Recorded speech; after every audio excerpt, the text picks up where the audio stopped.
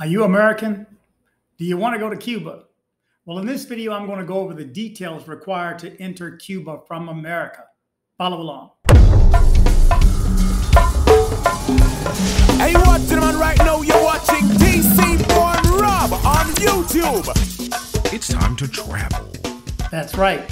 Good morning, good evening, good afternoon, wherever it is you're located. Thanks for watching. My name is Rob Christian, also known as DCBORNROB, DCRob, Rob. I answer to them all. Thank you guys for watching. Again, in this video, I'm going to go over the details required to enter Cuba. It is simple. It's basically like going to any other country, but I'm going to step you through the details, maybe one or two minor differences. But again, if you are getting any benefit out of my videos, do me a favor, go down and hit the subscribe button, click the bell to be alerted of any new videos, and like. Like helps the YouTube algorithm. The more you hit like, the more people get to see these videos. So let's jump into the details now. Okay, so here we go. This is going to be a quick one. This just is going to be a quick video about getting into Cuba. It's not a lot of hoops to jump through at all, really. First thing I want to say, though, before you even begin anything, and I'm going to do this in order of things that I did it and that I'm going to recommend that you do it as well. The first one I'm going to say is get Tripit or some other app that organizes your travel, because you're going to have limited resources when it comes to cell phone service, internet, and so on.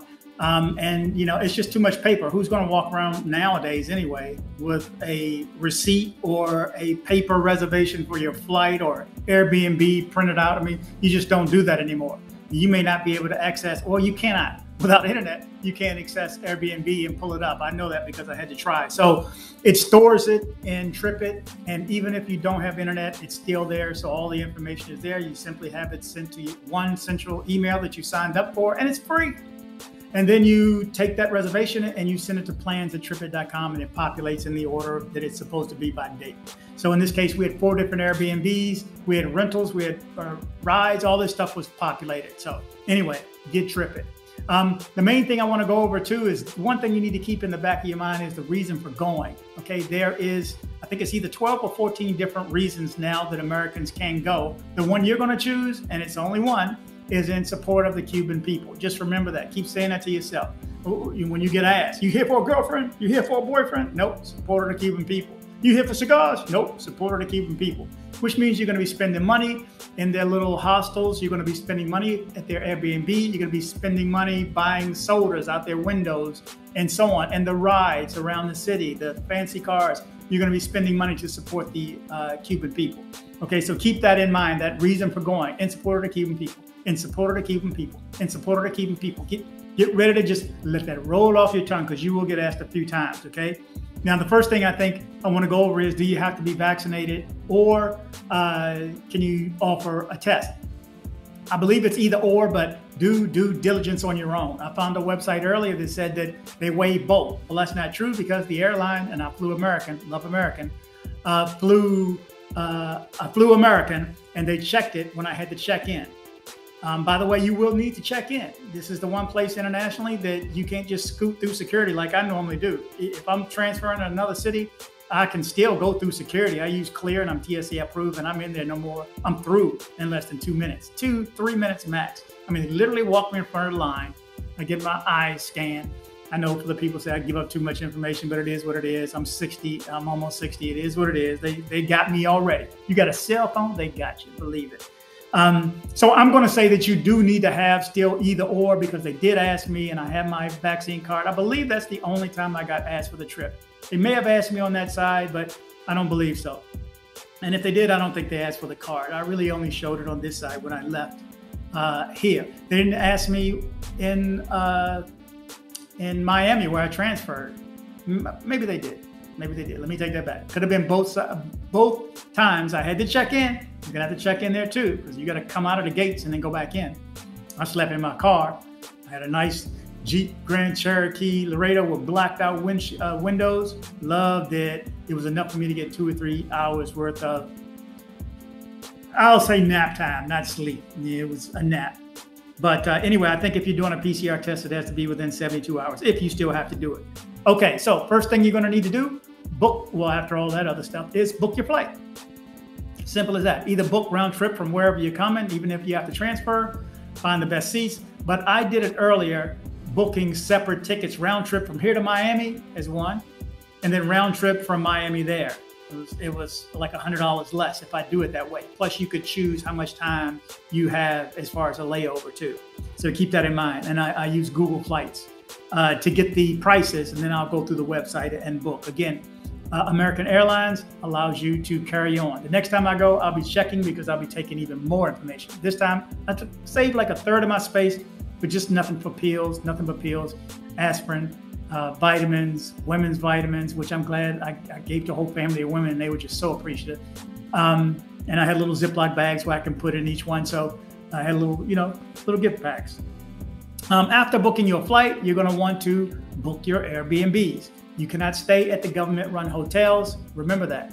You're not supposed to, according to the U.S. government. Remember, they're going to ask for your passport. So our government is going to know where you've been. So anyway, if you just do the right thing and don't stay at the government-run hotels, just stay at an Airbnb or a hostel or rooms for rent all over the cities, and you can get the real Cuban experience by living with the local, okay, in their neighborhood. And it just depends on what type of lifestyle you want to have. You know, most people, it's like a real B&B where you have your own bedroom and bathroom, but when you step outside, you're sharing with others. Well, each of my 4 Airbnbs were all separate, like real Airbnb, like a separate apartment. Upstairs in one with a rooftop. I had a couple I got stuck with the spin around spiral staircase. Yeah, I'm too old for that stuff. But anyway, and the last one was phenomenal, which if you haven't seen already in my videos, you will see. It's an outstanding one. So, and I'm doing this in order again. Okay, so flight, Airbnb. And at this point, you need to talk to my guide. You should have talked to him already anyway. I'm going to, if you need a guide, I'm going to say, use my guy, Santi, and I'm going to tell you why. Because he's a good guy. He's a local. He does an awesome job also. And he needs this information. That's why I say this needs to go in order. He needs your flight information. He needs your Airbnb information. And I stayed in 3 different cities, 4 different Airbnbs, from Havana to Trinidad to Varadero Beach, from Varadero Beach back to Havana. So I had 4 different ones. So, and I needed transportation between each one, either colectivo, taxi, or private car. And you're gonna have to pay for it too, or bus. Didn't get on a bus, never had the opportunity to get on a bus, or would have, especially one city didn't have oil, so that colectivo wasn't running. So I had to pay for a private car. It was expensive. Between there, expensive for 2 of us too. From there to Varadero Beach, what I consider expensive was $120 for like a 3-hour drive. Anyway, so, but he will set up all the stuff for you. So once you're there, remember, you're off the grid, you have no phone service, everything went well. I mean, literally when I got there, he was waiting for me on the corner where they drop it off, because he wasn't allowed to go to the square where my Airbnb was. And Santi met me a block away, helped me take my luggage to my place, because he arranged a car for me. And it was an old time car too. I'll show some video here if I haven't already. But I want to do that in a separate video too. But he's going to arrange all that stuff. So you don't have to worry. You just need to pay, you know. But make sure, and if you haven't seen my last video on what to bring, especially when it comes to money, make sure you go back and look at my last video on things to bring if you want to go to Colombia, to make your life a whole lot easier. Okay, so that's flights, that's Airbnb, that's get your guide. Your guide will arrange all your colectivo, which is you're just a sharing, a van, a taxi. And yeah, you will end up sharing. I have a story on that one with some lady, let's say, putting her, well, I won't even say lady, I'm sorry. But in respect for Catherine, I'm not going to say what I want to say about her. She knows. But that was pretty rude. Anyway, okay. Then next thing, after you have your guide and you're all set, you're ready to go, you need to fill out an online travel declaration. Okay. There's the app again, just like Check Big for Colombia. You need to go in, and it's just as not fun. It's just as not fun as Honduras. It's really not fun. Okay, but you got to do it, get through it, and you'll be all right. And when you fill out that form, I may be showing it right here too. When you fill out that form, it's going to send you an email right away. It gives you a barcode, QR code that can be scanned. But they never really scanned mine. I was asked for it. I was asked for it by the airline and I think security. And before I was able to get my visa, tourist visa, they had me pull it up. And I saved it as a PDF and saved it in a separate email so I'd have access to it. But on this side, again, you have Wi-Fi, so you can pull it up. I also save it as a PDF and a picture that you can pull up as a file, and then just zoom in. If they need to scan it, they scan it. But they never scanned anything.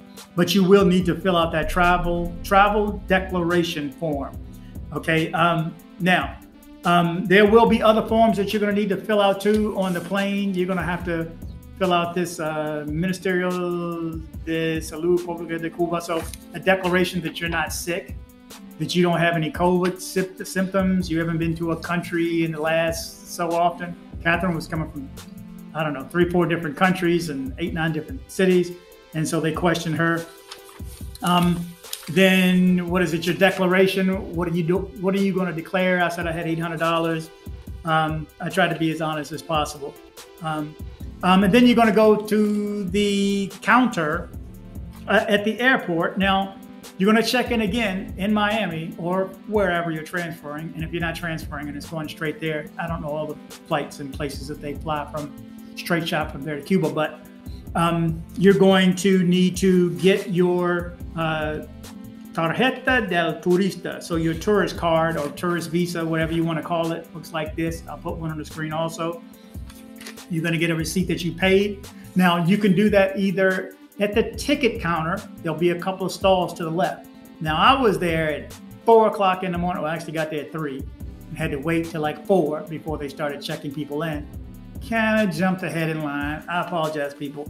I don't know how it happened. I mean, when you see the opportunity to scoot and get in where you fit in, you do that. So I saved like 30 minutes. So anyway, I didn't want to wait until the stall at ticketing opened up. There's like 2 stalls. But you can go through security. I wanted to go through security and just sit and relax and just wait. But you can do it at the counter, at the gate. So just go to the gate, check in, and there's going to be a separate person that's not there when they, when the people first start coming. It's not that person. It's going to be another lady or 2 people come over, and they're going to have you fill out the form, and then you'll get a receipt for it that you paid. I kept that the entire time. I still have the tourist visa, so all this stuff is I still have, and I kept it the entire trip.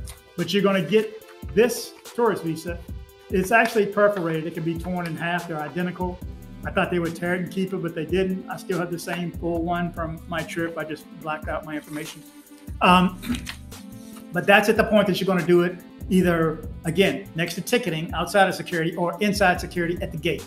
You can get it done like 45 to an hour, 45 minutes to an hour before you fly. You'll be able to get this, and they do check, and you will pay for it, and it's $100. They're also saying that before you can fly to Cuba, you need health insurance, but it is rolled up. I think it's $25 that is rolled up into the price of the ticket for American. Gotta love American again. So I don't know about the other airlines. I'm talking about the one that I flew in, which was American. So there you go. Now I think and then you're in. Next thing you know, you land and there'll be somebody looking for you. And there's somebody that had up a sign that said, Rob Christian. And he had a fancy old car, wasn't parked out front, had to wait out in the heat and enjoy the humidity. But it was early, so it wasn't that bad. He went and got his car. I don't know what year it was. I forgot what it was. You'll see it in the video. But he picks me up and he takes me into the city. And that's at the point I'm like, wow, I'm here. Now, you need to always stay in communication with your guide, because if you're running late, your flight is late, or you need to get money on the outside, you need to exchange something at the airport, he needs to know so that he can have the car lined up. Now, everything worked out for me. I was picked up, and then Catherine came in 3 hours later. She was picked up on a separate one. The ride to the city cost me $30. Okay, so that's the running average, I'm told, for the standard fee, whether taxi or old-time car, whatever. Just make sure your guide hooks you up. Your guide can facilitate a lot of things. That's phone service, that's money. Your host can facilitate a lot of things. That's phone service, especially our last one. We actually had a SIM card given to us by our host. So I wish we had that place for the whole week, whether staying there or not. So, but I'm gonna go over that in another video. And keep in mind, I did get pulled over when I landed for secondary inspection. I got up to the front, there was about 4 windows open, and I saw a sister up front. So I'm I'm gonna go to her. I mean, it really didn't matter. I'm gonna go to her. She's gonna help me. No. She put the hand up. Stop. Stand back. Okay, and then here comes this other guy. And it looks like Catherine got pulled over too, so same thing. And I was on a plane full of Cubans. You know how I know? When the plane lands, everybody. And I mean, it was like everybody. So I knew it was 90-something% that I can tell anyway. Most of the people, just so you know, that go are Europeans and not Americans. I don't think Americans know that they're capable to go. So you are able to go to Cuba. It is easy. I mean, I just showed you just a few different steps, and it's a piece of cake. But you just need to know how to go about it. But yeah, I did get pulled over for secondary inspection. So if that happens, they will ask you a few questions. What's your purpose for here? What do you do for a living? What do you sell? Oh, I'm sales. What do you sell? What does it do? I mean, what my part actually does? The first time I've asked that. You have a girlfriend here? Nope. Why are you here? In support of the Cuban people. Get ready. And it was probably that same conversation, in support of the Cuban people. But where you staying? On that form, when it asks you where you staying, it's just like any other place. It's only a spot for one place. So I can only put that first night. But every time you check in somewhere, it's just like in any other country, you have to give them your passport and they document it. So they'll know where you are at all times. But that wasn't an issue either. So I hope this little bit of information helps you. You are able to go. You will have an awesome experience. It is going to be a challenge for a lot of Americans. We are privileged. Let me tell you, I look at lines differently now. I had to come back and stand in a couple lines, and I was just at peace. I was kind of somber coming back anyway, but anyway, just get ready. It is possible. Look for my next video. It's going to be on money and currency exchange rate, and it's also going to be on the phone system, the phone card, internet. You're going to have some challenges, but it's going to be an experience that'll change your life. Take some medication, help the people out, help the Cuban people out. Again, thanks for watching, everybody. Be safe. So I hope you liked this video. If you did, make sure you go down and hit subscribe. And definitely like. It helps that YouTube algorithm. You know what I'm talking about? See what I'm saying? We have a YouTube channel. Like it. Please comment and share if you like the video. Please subscribe and kick the bell.